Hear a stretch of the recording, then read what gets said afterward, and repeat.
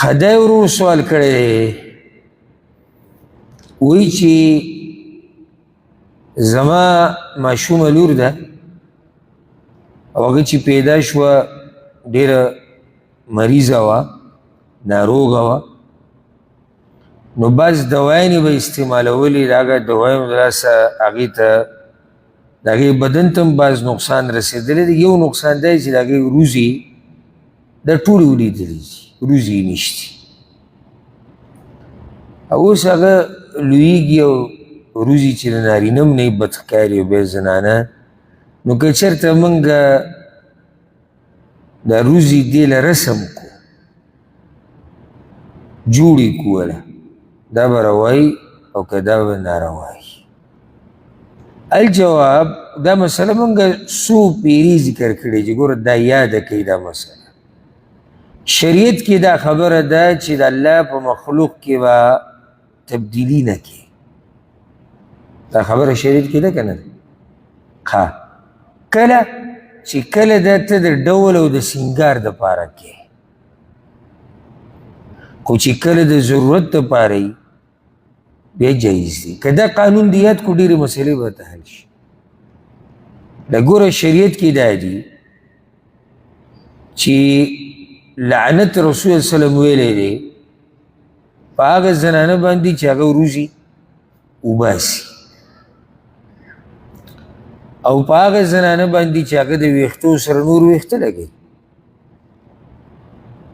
او داسې بعض نور لکه والواشمه دا تور داغونه چې لګوي دا اصل کې د سرمن نه لاندې دغه ټیټو میټو چې ورته وایي ټیټو به لعنت ویلی شوی دی ولې ځکه چې دا د ډول او سینګار دپاره کېږي که چېرته ضرورت دپاره یو کار کېږي عیب د ختمولو دپاره یو کار کېږي د الله د مخلوق بدلولو پکې څه نیت نه وي نو دا بیا روا ده ځکه چې هو من باب ازالة العیب علما وایي دا عیب ختمول دی او دا صورت ته دی انسان هغه اصل ته راواپس کول دی انسان چې اصل کې پیدا شي د روزي یې که نه روزي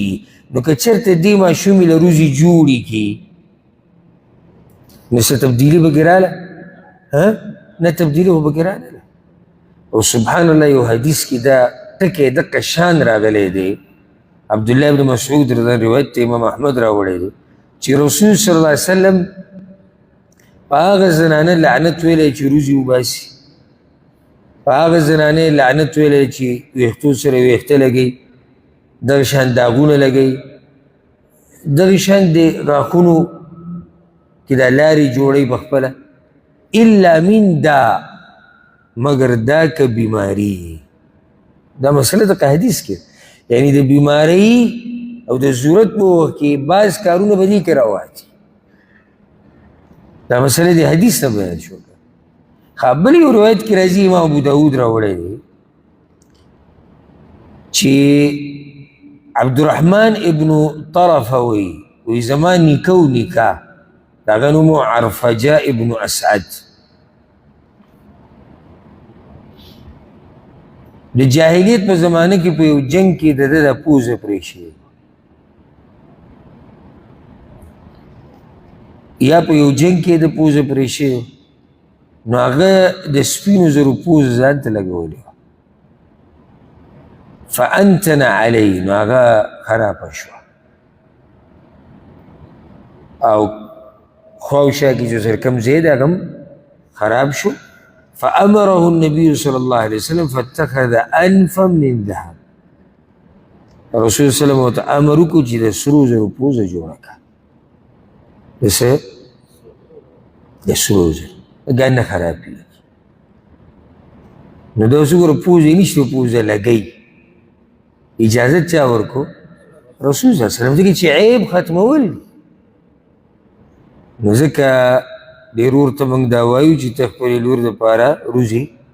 جوړولی شي خو زه دا وایم که چېرته کیدی شي او دا روزي ورته ولګوي نو ډېرې به ښه نن سبا طب او ډاکټري ډېره مخکې تللې ده ویښته کرل چې ورته وایي که د ویښتو نه د سر د ویښتو نه څه ویښته واخیستی شي او دغه روزو په دې زی ولګولی شي نو هغې کې دا دي چې فایده پکې ډېره ده. اوس که هسې یو داغ جوړوي یو رسم جوړوي هغې یو ښه هم نه ښکاري بل څه وخت بعد به هغه ختم شي. او روزي چې دغه ویښتونه جوړې شي ویښته ولګولی شي نو یو خو دا دې خپل ویښته دي بل روزي هم برابر شو لکه یو هسې ګوره رسم دی هسې ویشتي او یو ویښته دي او سبحان الله رب العالمین چې څه پیدا کړي که نه دا هسې دی. دا روزي یوازې ښایست نه دی ښایست خو دی خو د ښایست سره سره اصل کې دا د سترګو د حفاظت دپاره دی. دا یو سړی به چې روزه د سترګو څه حفاظت کوي دا د دې دپاره چې دا خولې نه راځي کته دا د دې دپاره که چېرته باران وریږي نو دا اوبه ډایرکټ سترګې باندې نه لګي دا هر څه فایدې دي ګوره داسې نه چې الله دلته ویښته راوویستو هر څه کې فایده ده چې رب العالمین هغه پیدا کړي دي یا جوړ کړي دي. نو د روزو جوړولو نه رسم نه غوره طریقه څه ده ویې لګي ویښته پکې وکري والله اعلم. دغه شان مسله دا هم شو که یو سړی وایي چې زما یو غاښ دی هغه ډېر اوږد دی او هغه ماله تکلیف راکوي د نورو غاښونو نو دا دې وړوکی کولی شي که نه شي کولی شي. غاښ ډېر وران دی یو په بل له پاسه دی دا برابرولی شي ځکه دلته مقصد هغه ډول او سینګار نه دی مقصد یو عیب ختمول دی علاج کول دی. غاښونه بلکل برابر دي زه پکې لکه کرښه راولم حرام دی. د الله مخلوق او د الله چې کوم پیدایش دی انسان کړی دی پای کې څه راوستی دي تبدیلي. روزي لږې پیړې دي یاره دې پسې نوس یې رالمه چې دا څه شي دا نری شي حرام دی. دا لا پرېږده زه یو بل سټایل ته ډېر حیران یم او هغه مې د بعضو هلکانو کې ولیدو هلکان په معنی د نر لکه چې یو نری نو نر او ماده نر دا په څاروو کې وي دا په انسانانو کې وي او پیریانو کې وي نو ته مذکر ویلی کېږي او بیا به یې کې یو سړی نو زه د هلکان چې موي دا په اعتبار د دې چې او د مذکر په دې جمله کې راځي. ښه هغوی دې روزي کې تاسو خیر کړي دلته یو دوه کټه ورکړي دې سټایل ته زه دا خو سړی لکه عیب ځان کې جوړوي خلک وایي چې یا الله که زما دې بدن کې څه عیب وي چې زه څه کړم ختم کړم او سوال هم کوي چې یا الله دا عیب دی ختم کړه دې لګیا د عیب جوړوي ولې دا چې کله موږ په یوروپ پسې روان شو که نه پټې سترګې او دا چې کله موږ په ډمانو پسې روان شو پټې سترګې او دا چې کله موږ په فحاش خلکو پسې روان شو پټې سترګې که نه نو زموږ هلکان او جنکۍ به دا چل وکړي روزه به یې دلته ووایي او بیا دې ویښتو کې چې کوم یعنې الله رب العزت د انسان له څومره ښایسته ویښته ورکړي مزېدار څومره خوند کوي ده به څه چل کړی دیزي کې به یې هغه ټوپۍ غوندې کې پرېښودې د یهودو هغه ټوپۍ غوندې دي هغه عبادت چې کوي دیزي باندې څه پرته وي هغه شان یو ټوپۍ به دلته پرته وي سیډونه به یې ترې ووالي ته به وایي چې دا چې ته دغه ځان یې دغه جوړ کړی د اوبو په بوتل باندې اثر نه هغه قیشې د ځان جوړ کړی ښایسته انسان او د ځان نه څه شی جوړ کړو زه اوس مې که بل سټایل راوتی دا یو طرف بخرې دا نه او دی الله اکبر یعنی که چېرته دا سټایل د ډمانو نه او د فحاشو خلکو نه او فلمونو کې نه او چا دا کړی نو ټولو به وایي چې دا څه دی لیونی دی وایي نیم ویښته والي نیم شتي اوس ورته څوک لیونی نه وایي ولې ځکه چې ډمانو کې داسې شتي چې هغوی کړي دي چې ډمانو کړي دي بیا خو طریقه ده بیا خو به یې کې د ترقۍ دپاره په ذهن د دوی کې یو سړی لاړ د نایي خواله چاپ ته او چاپ کې ته هغه نیم ویښته وویل نیم پاتې شو او کور ته راغی مور به ورته څه وایي او ماشوم به زغلی که نه به زغلی ولې زغلی لاړ شه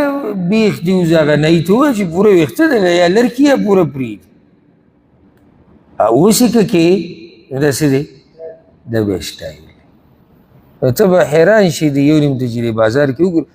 او مزه دا کوي چې دا یو طرف یې لر کړی دا او دا اوږه دي دا بیا داسې راچولي او دیزې کې د روزو کې دوه یو کټ هم ورکړي او بیا ډېره مزه ده وکړي چې په یو غوږ یې والی وي اوس ته دې کومې کټګرۍ ته ورچې هغه ته بیا ټوله شپه سوچ کوه یو پکې والیم ده او والیم یوه دا به سټایل دی والی یوه کم طرف ته به والی کم طرف ته چې ویښته نشتي چې بل طرف ته خو ویښته غټ سي که نه نو هغه خو ویښتو غوږ پټ کړی دا غوږ ښکاره دی نو دلته ورته والی ځوړنده ده